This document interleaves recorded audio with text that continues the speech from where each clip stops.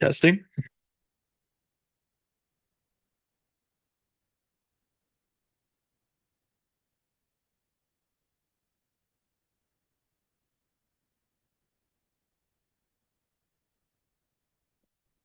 Good evening. Today is Monday, October 7th, 2024. We are at the Green Ladle and we'll call the meeting to order at 5:31 p.m. and start with the Pledge of Allegiance.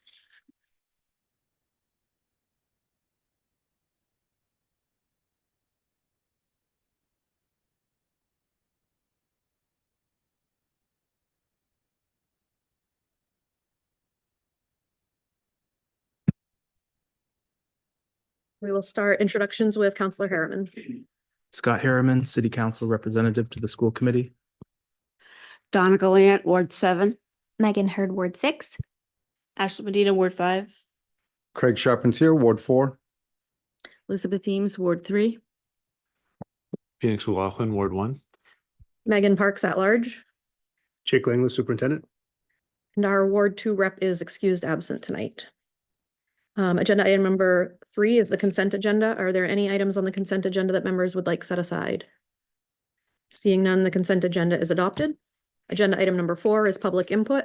Members of the public may address the school committee for up to 3 minutes on non-agenda items now and on agenda items later. Comments that pertain to staff, personnel matters, or a student issue should be directed to the superintendent or the appropriate staff member of Lewiston Public Schools. Public comments shall be directed to the school committee and be brief, not repetitive, and related to the matter at hand. Before starting, please state your name, address, and affiliation to Lewiston Public Schools. Are there any members of the public that would like to speak?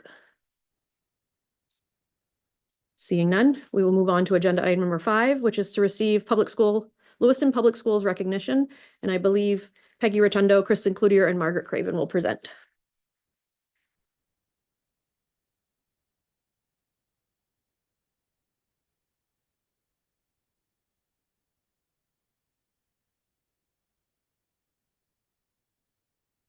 There you go. Okay, thank you. So we are here tonight to present two legislative sentiments. The first is to Leah Boucher. Yeah. You say Bushy or? I say Boucher. You're Okay, good. okay. So Leah is a constituent in my district, House District 94. And so usually we just read sort of what's on the sentiment and then do the presentation. So be it known to all, so I'm Kristen Cloutier. I'm the Assistant Majority Leader in the main house. This is Margaret Craven. She's a state rep from District 93, and this is Senator Peggy Rotundo.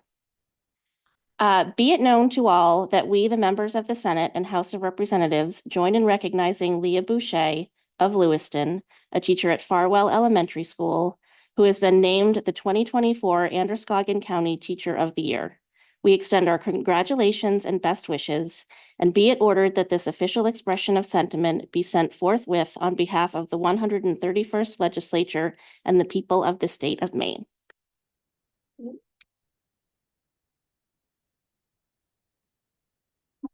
Do you want me to take a picture? Oh, maybe when we're done. Yeah. Okay.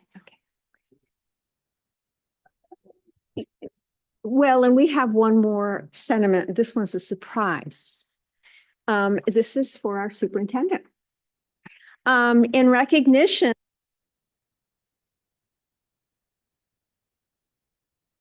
There you go. You're good. Thank you. So our other sentiment is in honor of our superintendent. And this is in recognition of his being named Superintendent of the Year and bringing so much positive and wonderful attention to Lewiston through his work. So it reads, be it known that we, the members of the Senate and House of Representatives, join in recognizing Jake Longley of Lewiston School Superintendent, who received the Outstanding Leadership Award from the Maine School Superintendents Association. We extend our congratulations and best wishes, and be it ordered that this official expression of sentiment be sent forthwith on behalf of the 131st Legislature and the people of the state of Maine. Congratulations.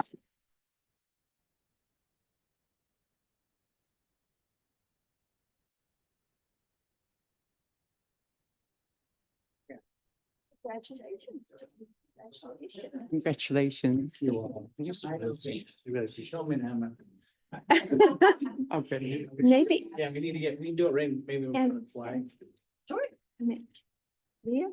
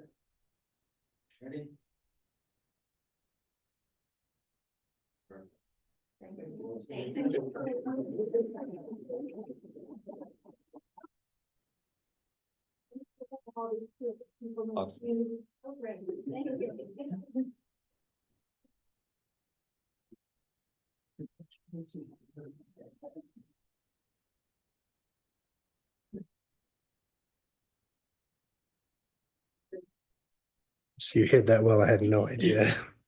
And congratulations to Leah.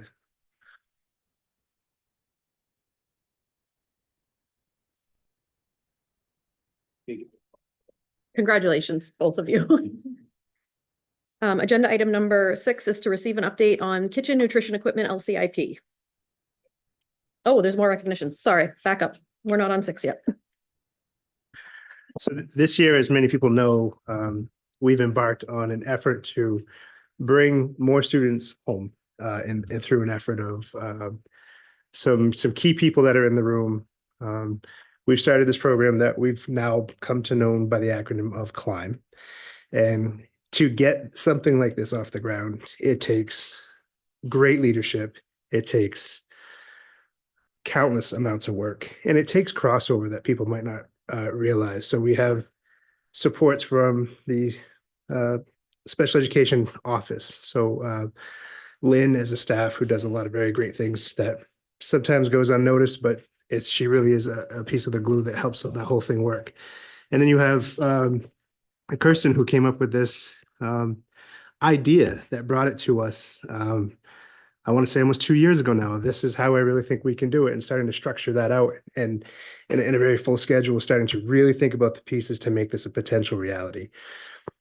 Charlotte, who is the building principal, has made the commitment of supporting kids no matter what their level of need is, moving things in the building, having some tough conversations with people who didn't know what to expect when all of this movement was happening. Susanna from HR and her entire team with, well, what does this job posting look like? What's the compensation? How do we make sure it's appropriate because it's year round? Working with the association, the teachers union on what pieces of this need to work in which ways to make sure that we're doing things the right way. And then there's also construction projects and things like that. So when we get things like a budget in July, sometimes it's hard to make all of the things gel together, be communicated well, and then change the facility to add ADA bathrooms, modify hallways and doorways. And a lot of that work is still happening, but it's almost there. And none of that's possible without so many people. But I think a special note to Katie and April, who will call up in a minute, that said, I want to do this work. I want to work with these kids that have this level of need and support them. And I'm willing to do whatever it takes. And when I say whatever it takes, sometimes that's relentless, but it's in the best interest of our kids. And so I'm really very thankful. And this idea was a few of us coming together talking about, look at all they've done, because we have kids coming to school now every day and they're loving their experience and their families are appreciative of their experience right here at home. And we want to grow that. So without further ado, I'd like to recognize maybe more than people might realize, but Susanna Glant, Charlotte Johnson, Kirsten Crafts, who doesn't think she's on the list, but she's done a lot of work too. Katie Colasante, April Karen, and Bill, who never would think he's on this list. Bill Grant, who's done a lot of work here. Was Lynn able to come tonight? Is she? Okay, no problem. But please come on up and be recognized for the amazing work you've done to support our kids and bring them back home.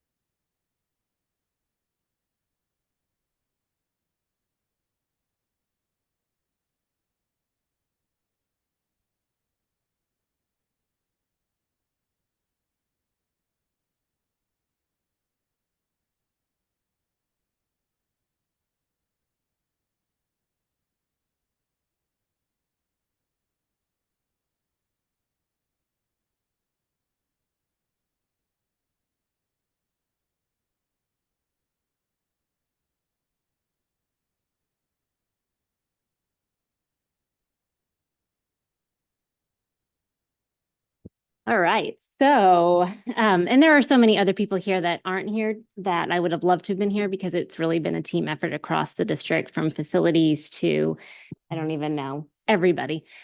Total group effort. We spent all summer doing it. These two hired over 30 people this summer that are now currently working in the wing. We've hired a full-time PT coming, speech person. We have 18 kids that are currently there. We're bringing back 4 very soon, 4 more. It's really amazing. If you ever can go visit, it's like the first day I saw all the little kids there that had never been to school before, because a lot of them didn't receive services. They were in pre-K, but didn't receive much. And I really literally had tears in my eyes because it was just an amazing thing to see. I wasn't expecting it to be as awesome as it ended up being. And that's to these two, because they really put a lot into it and redone the entire wing. And it's great and something that we're all proud of. We're still waiting for the bathrooms to be done. Had some hiccups. The hurricanes have gotten in the way of the tiles getting here. So they've been making the best out of it. We have wagons going around the building. Charlotte has done an amazing job. There's been some sewage backup. Every day's a new adventure. So, but the kids are happy and everyone's just going with it. So we couldn't have asked for a better principal for that. So anyways, that's basically it. Do you have any specific questions? Yes. Member Heard? I don't actually have a question, but I just have a comment. So my kiddos do go to McMahon, so it's been very seamless. Even the bathroom situation has been very seamless. They don't mind using the older kids' bathroom, which is fine. And I think the staff are really great and on board. My son is in 3rd grade, so he's right there. And we kind of had a little conversation about, you may see or hear some things that you're not used to, and that's okay. And, it's okay to ask questions or whatever. And he's said to me, "No, Mom, it's fine. My teacher said that we're bringing them back home." And I was like, okay, so there we go. So if there couldn't be a better place for them to be. I'm obviously partial to McMahon, but so far, no problems. Yeah. Member Eames? I'm just curious about the scale. How many kids have we brought home? Well, we had Approximately. 14 that came straight from CDS that needed a placement no matter what. So those are 14 that we didn't outplace to like Margaret Murphy or Woodford's or a different placement. We've 2 that returned from outplacement. Yeah, 2 and 4 more that are coming. And we have a list. The bathrooms unfortunately stalled it a little bit, and the budget not passing on time because our hiring was a little bit stalled because you can only do so many interviews in one day. But actually putting them on a different scale outside of the teacher's contract and compensating them a little bit differently because it is more work and longer hours and full year has really helped. And these two actually were able to hire really quality trained staff that they were selective in it. It's not like it's, we're just taking you if you have a heartbeat. It's like they're really, really, truly good staff and things are going well. So that doing it right, I guess. I've seen some names on the new hire lists of people that I know just from working in the community, and you've got some really good people. Yeah. I've seen names that I know are really, really good at this work, so I'm glad to see that. Yeah. Member Gallant? Yes, I'm very, very happy to hear this. So what are your goals I know you don't go a typical school year, right? Mhm. So say a year from now, how many do you see having, and what are your goals for the next year? Well, I think that when we first brought it up during the budget season, Jake had projected 55 this year, which would be wonderful if we could do that. I don't know if we'll meet that goal just because of the space issues as far as the delays and everything. And it's hard because some of the kids that we did go and look, I say we, but these two, they went and did some observations on outplacement kids that could potentially come back. But with the stall in the bathrooms, it's hard to start a kid after the school year starts unless they're really truly ready to come back, which we do have some that are ready to come back. But that it put a little bit of a hold on some. So we'll probably look at more like natural transitions when it's time, breaks in the school year and all that. But we are planning on doing it all year long as things progress, I guess. Once the bathrooms are ready, we're going to have a whole nother classroom open up. Next year, depending on what happens with CDS, whether we, I don't know when we're going to land with that. So that's another conversation.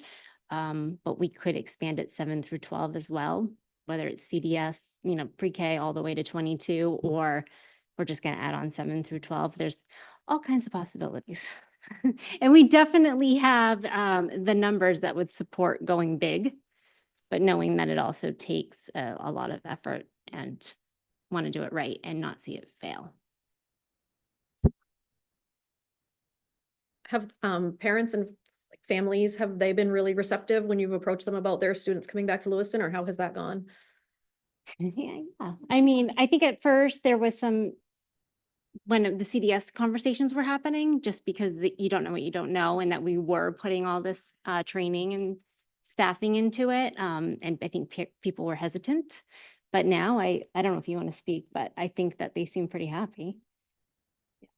And when we were looking at kids to bring back, it was like if they were, third grade or below, just knowing that they'd have to make another transition to middle school if they came back in the 5th grade.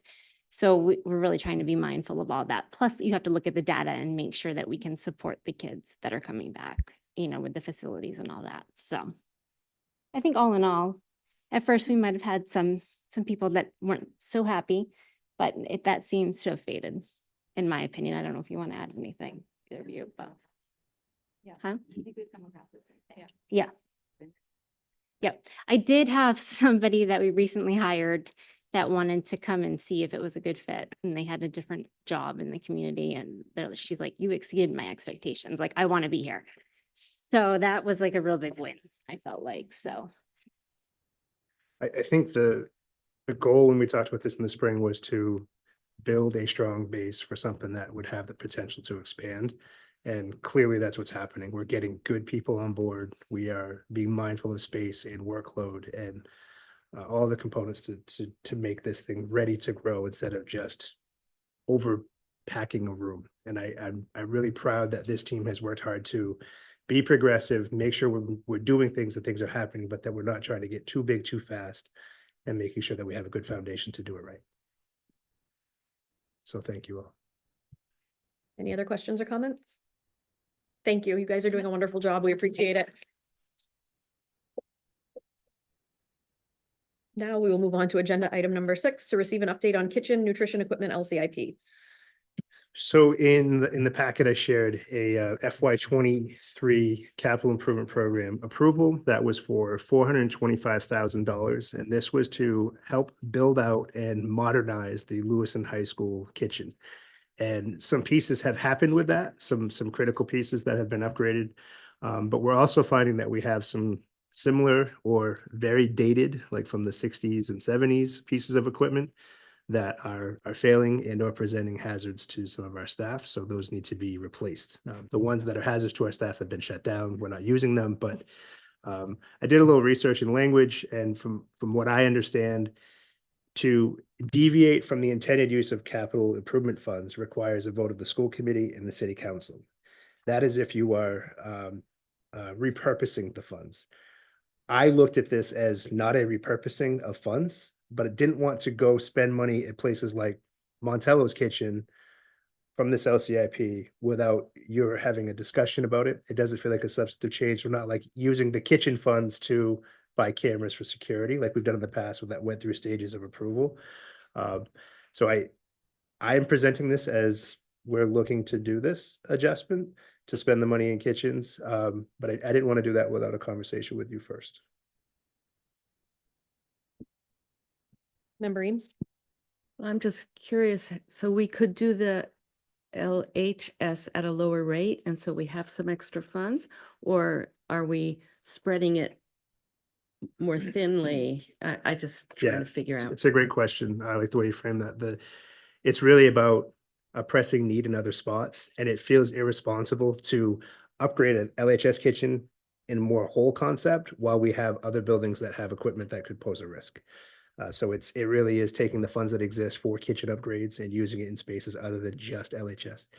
LHS is still the priority for these funds, and funds have already been spent at LHS for this. But we don't have, nutrition budget doesn't carry funds for expensive equipment replacement and repair.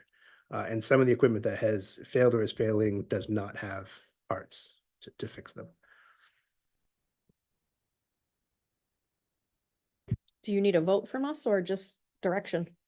I don't think it requires a vote. I just, because it says LHS, I didn't want to have that money spent elsewhere without your knowledge. And if you have any discomfort with that whatsoever, I can explore the process. But if you're okay with it, then we'll proceed and get that equipment taken care of. Sounds like you're good to move forward. Okay. Agenda item number 7, to receive an update on the Sabata Street Road project. This is another one of those, really want to make sure you're aware. They are, the city's investing in a project to redo Sabata Street, from traffic pattern, paving, what have you. So if you think of up near the end near 287 Main, where we just acquired, if you imagine standing between that building and the Shriners Building, and you're looking up Sabata Street, there's the first intersection that happens there is Oak Street coming across. If you're on the left-hand side, property that belongs to Lewiston Public Schools, the sidewalk curves and then goes up Oak Street. And there's one dump out and it's right into the corner. It doesn't go across the street and it doesn't go across Oak Street. And so in this project, DOT approached us and said, to do this well and upgrade it, we actually need to do 2 landings, one that crosses Sabata, so one that crosses Oak Street. And to do that and make it ADA compliant, we need to take about a 20-foot long strip, about 2 feet wide, right on the corner. But to take that through this process, they have to make a claim offer. And so the estimated value of this, and I shared this in the packet, but the estimated value of that is $900. They offered Lewis Public Schools $1,000. I saw it as limited disruption. That can go into revenue, and agreed to proceed. But I just want to let you know, if you see maps with highlights or things like that, that you know, that you know, I felt like I was at home for a minute because that goes off all the time. It's the location for my cell phone thing.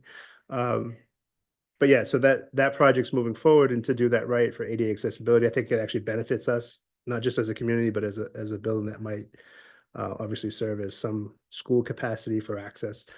So for the project to move forward, property owners have to agree to this, or you can negotiate. Where it's a City of Lewiston project, it didn't seem responsible to try to negotiate a higher cost that would just come out of the city. So it benefits us as a community. So we're moving forward with that. And I shared the maps just so you have a reference. So if you hear, I heard eminent domain and someone's taking property from 287 Main, you can know that it's a strip about as wide as this table and right on the corner. There is if you go by there, there's a small or young tree there that's probably in the 10-year, maybe 15-year-old range. That tree will be taken away to create that space. So there will be a loss of a tree. We'll see about replanting. So, really just wanted to provide you an update. Anyone have any questions or anything? No. All right. Agenda item number 8 is report from the chair. I had read an article this week about a group called, I had it in my head and I'm going to forget it now. Sorry. Finding Our Voices. And they go around to schools. They were at Biddeford High School last week, and they're going to schools around the state, talking to youth about like domestic violence and unhealthy relationships and building strong relationships and that sort of interpersonal stuff. And it sounds like they have a really good program. And so I was hoping we could look into getting them to come to Lewiston and maybe give a presentation at the high school and probably the middle school too, because I think a lot of that interpersonal conflict starts at the middle school level. So I don't know if that's something that we could work on. But other than that, I don't think I have any other updates. Agenda item number 9 is report from the superintendent. Just checking my notes. We are engaging in a co-op for swimming, which will in the long run save us money. But remember that while there's a team concept to that, a lot of events are individual in nature. This will allow us to blend resources for transportation, pool use, coaching, what have you. But this is really based on numbers and making sure we provide adequate opportunities for our kids. That was approved by the MPA. There's a process behind it. So that's something we're working on. Also wanted to share that I reached out to Alyssa, our nutrition and transportation director, about putting together some resources to do a presentation, because we've talked about a lot of factors with what are the meals and how desirable are they, and what nutrition values do they have, and what are the constraints from the federal reimbursement process, and what's the budget look like, and all those things. So she has a couple of pretty big things coming up with the Chef Ann work, and also there's a federal group coming to do some tours of some of our facilities because of the work that's happened. Bill, is that Department of Agriculture? Do you recall? Department of Agriculture. So we'll have a little bit of a notoriety piece coming through. I believe that's the week of the after Indigenous Peoples Day, that week, 16th or 17th, that they're coming through. So you may see that. There's a little media release piece to it. It's a big deal in the nutrition realm. And once that's behind her and some of the other pieces with Chef Ann and the audit, then she'd love to get in front of you to share anything that you'd like to know more about. But she did ask me if I could get a little more input from you at some point. Feel free to shoot me an email of just questions you might have about the nutrition program. I know some conversations have already begun with, Member Heard was asking about just some different protein levels and what are some of the options and things like that. So we want to be mindful of it and see what we can do. All from me. Thank you. Agenda item number 10, report from our city council rep. Thank you.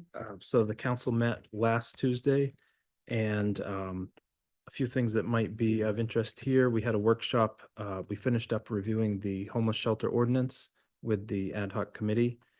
So those potential changes should be coming in front of us either at our next meeting or the first one in November. Also, we had a workshop update on the Choice Neighborhood Project. That's moving along. The first building is actually ready. People are moving in this month. That's on the Wedgwood site, which is the Pine Street, Bartlett, Walnut, and Pierce Street site. We also adjusted the curfew for youth. It had been 10 p.m. to 5 a.m. during the week, and then midnight to 5 on Fridays and Saturdays. So we changed it to be 10 p.m. to 5 all week long. It's a small change, but it can hopefully prevent some of the issues that we're seeing with youth in the city. And we also we received some applications for the city administrator position, but the pool was a little bit disappointing, so we advertised again for another 3-week period.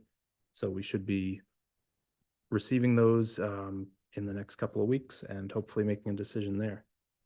And I think that's it, except for we're only going to have one meeting in November because the first one would be on election day.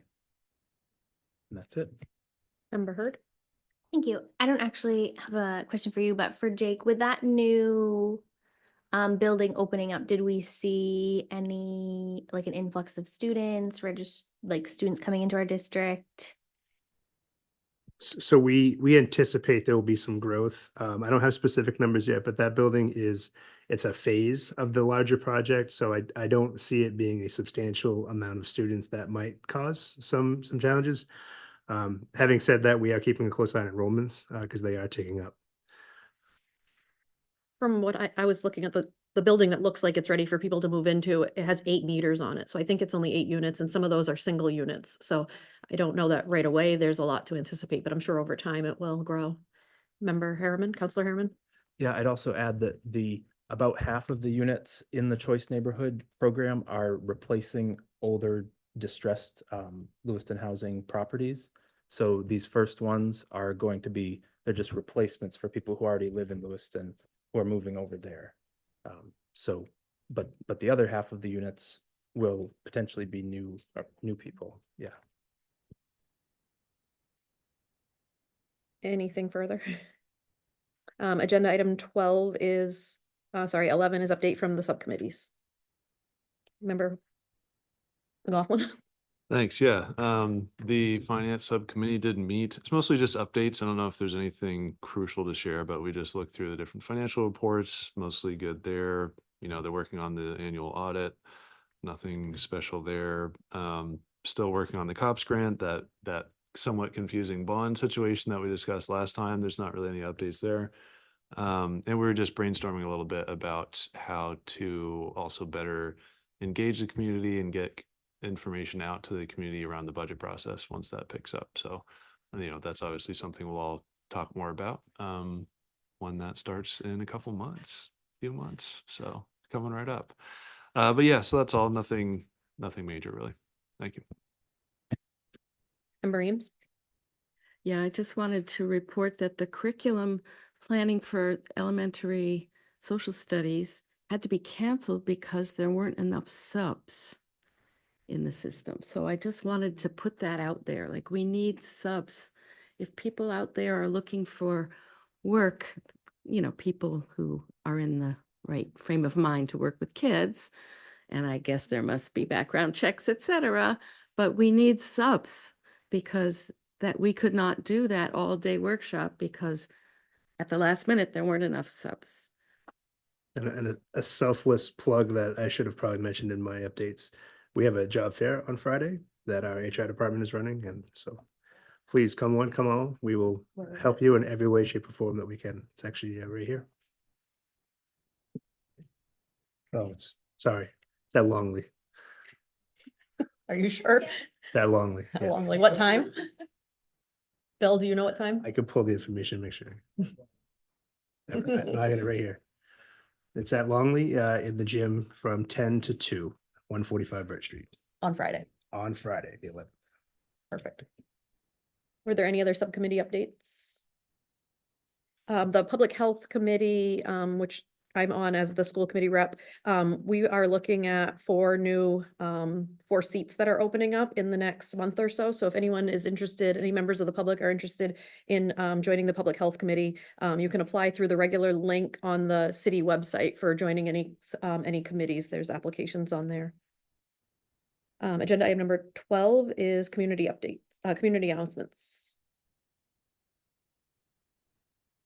Member Counselor Harriman?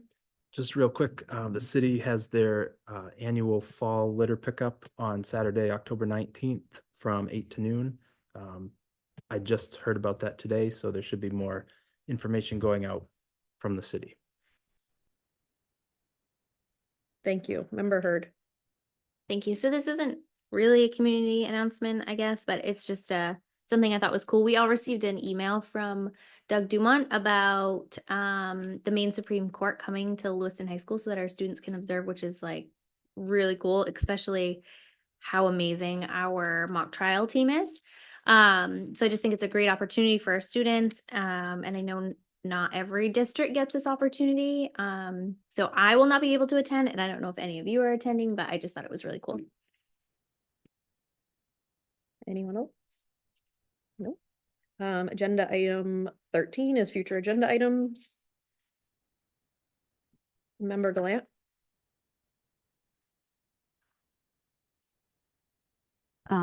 I've had, excuse me, some people from the community ask about the use of the Main Street building. And a suggestion was made, and we know we have New Beginnings as a place for teens, homeless teens. But there was discussion of possibly using any of that space for homeless teens as well, maybe even a bigger part of that, putting everything together, like having a wraparound services and stuff. I don't know if it'd be a duplicate of New Beginnings, but I told them I would present it, as a suggestion, so. And also, speaking of budget season, I would like to get started on that sooner than later. And I would also like to get probably right after November 7th to see about getting our people from the state legislature and our representatives from the state to attend. And so that we could, by that time we would have some more questions about funding and things like that. And I also have questions about that new law that came in about facilities and what if the district has any plans for any use of that funding that's going to come in for buildings, I guess. Are you, just for clarification, you talking about the commission that the governor is forming? Yeah, All right, so to my knowledge, no money has been allocated to that, but the commission does have representation. I was in a conversation actually this morning with some reps, so they have folks from up north, from central Maine and from southern Maine. oh, And also area presidents will have input at another level, and then superintendents will have another layer of input. So it's going to be an active process, and certainly we'll be pushing for it.